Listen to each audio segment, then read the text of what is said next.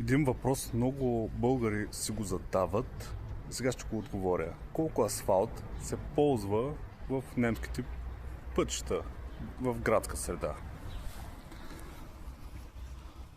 Може би трябваше да взема 1 метър и да го премеря, но това не изглежда като българския, който е 2-3 см, а това изглежда поне 30, че на места 40.